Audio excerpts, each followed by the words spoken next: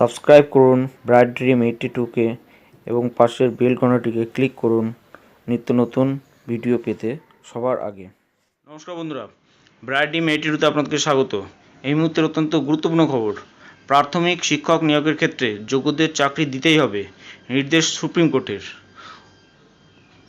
Edu post এই news চ্যানেলের খবর। এটি মূলত অর্গানাইজার টিচার বা সংগঠক শিক্ষকদের কথা এখানে বলা হয়েছে। চলুন দেখে নিই বিস্তারিত খবর। যোগ্য প্রার্থীদের চাকরি দিতেই হবে বলে নির্দেশ দিল শীর্ষ আদালত। প্রাথমিকে শিক্ষক নিয়োগ সংক্রান্ত 7টি মামলা একত্রে শুনে এই নির্দেশ দিয়েছে সুপ্রিম কোর্ট।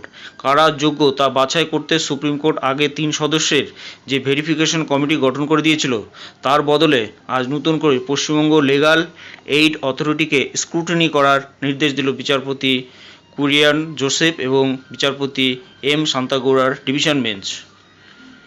চাকরি প্রার্থীদের ডেকে তাদের থেকে তথ্য নিয়ে আগামী 90 দিনের মধ্যে যাবতীয় স্ক্রুটিনির কাজ শেষ করতে বলা হয়েছে।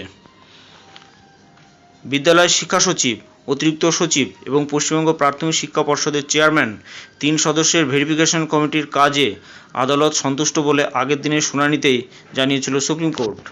ব্যক্তিদের কাছে না গিয়ে রিপোর্ট দেখে তা ঘরে বসে তৈরি মনে হচ্ছে বলে রাজ্যকে গত 25শে এপ্রিল সমালোচনার মুখে ফেলেছিল বিচারপতির বেঞ্চ।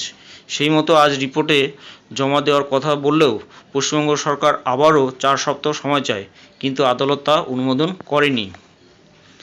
চাকরি প্রার্থীদের হয়ে আইনজীবী শান্তিরঞ্জন দাস ও অনিন্দ মুখোপাধ্যায়ের সওয়াল শুনে ভেরিফিকেশন কমিটিকে কার্যত বাতিল করে বিচারপতির বেঞ্চ নির্দেশ দেয়, প্রাথমিকে শিক্ষকতা চাকরির জন্য আবেদন করে সুপ্রিম কোর্টে যারা মামলা করেছে তারা যোগ্য কিনা তা এবার খতিয়ে দেখবে পশ্চিমবঙ্গ লিগ্যাল এইড অথরিটি।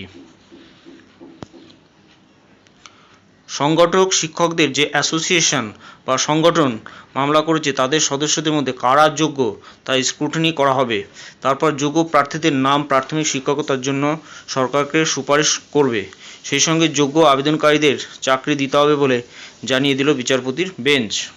এ প্রসঙ্গে উল্লেখ্য, পশ্চিমবঙ্গে পাঠশালা প্রথা উঠে যাওয়ার পর গ্রামে অনেকে প্রাথমিকে শিক্ষকতার চাকরি পান, কিন্তু কয়েক হাজার ব্যক্তি চাকরি পাননি। তাদের বয়স, শিক্ষাগত যোগ্যতা ইত্যাদি নিয়ে প্রশ্ন ওঠে। চাকরির দাবিতে আদালতের দ্বারস্থ হন তারা। 2008 সাল থেকে এই মামলা চলছে। যোগ্যদের বাছাই করতে সুপ্রিম কোর্ট 3 সদস্যের ভেরিফিকেশন কমিটি গড়ে দেয়, কিন্তু কমিটি তার রিপোর্টে জানায় আবেদনকারীদের কেউই আর প্রাথমিক শিক্ষকতার যোগ্য নয়। সেই রিপোর্ট বাতিল করে দিয়ে যোগ্য প্রার্থীদের বাছতে আজ নতুন ব্যবস্থার নির্দেশ দিল সুপ্রিম কোর্ট।